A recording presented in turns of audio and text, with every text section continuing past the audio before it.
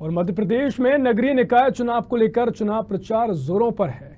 सभी पार्टियों के बड़े बड़े नेता चुनाव प्रचार में जुटे हैं। इसकी कड़ी में कांग्रेस के बड़े नेता राजकुमार पटेल से साधना न्यूज ने बात की, जिसमें उन्होंने कहा कि इस समय मध्य प्रदेश लोकतंत्र का उत्सव मना रहा है।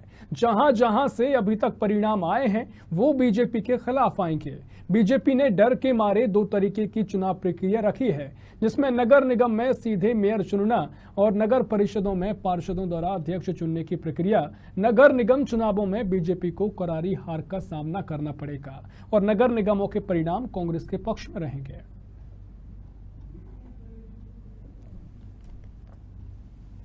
इस समय पूरा मध्य प्रदेश जो है वो लोकतंत्र का उत्सव मना रहा है, चाहे ग्रामीण क्षेत्र हो चाहे शहरी क्षेत्र हो।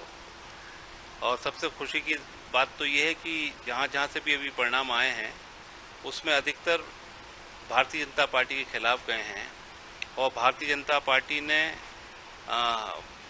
अपने जिस मकसद मजबूर उनको होना पड़ा है, दो तरह की व्यवस्था ये है।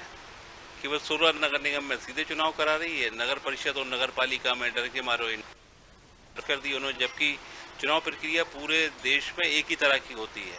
अगर त्रिस्तरीय पंचायती राज व्यवस्था है तो उसकी एक व्यवस्था है, और अगर नगरीय क्षेत्र की व्यवस्था है तो उसकी एक तरह की व्यवस्था होती है।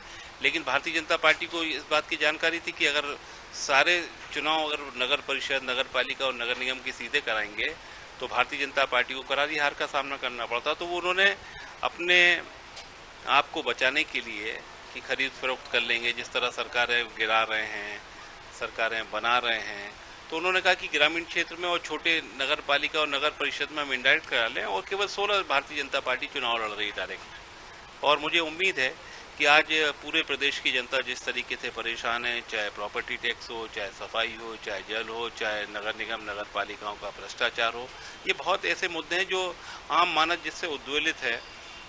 हर तरह की आज परेशानी का सामना कर रहा है। सड़कों की स्थितियां खराब है, पीने का पानी नहीं मिल रहा है, स्ट्रीट लाइटें नहीं जल रही और साथ साथ छोटा वर्ग परेशान हो रहा है। तो ऐसे में मुझे लगता है कि ये जो 16 नगर निगम के चुनाव हैं इसके परिणाम कांग्रेस के पक्ष में रहेंगे और सरकार को इस चुनाव के माध्यम से जनता जवाब देगी। सरकार तो अब भारतीय जनता पार्टी वो तो लोकतंत्र को आम आदमी से दूर करना चाहती है। इतने महंगे चुनाव भारतीय जनता पार्टी करते जा रही है कि लोगों को लगने लगा कि चुनाव आम आदमी के बस के नहीं रहे।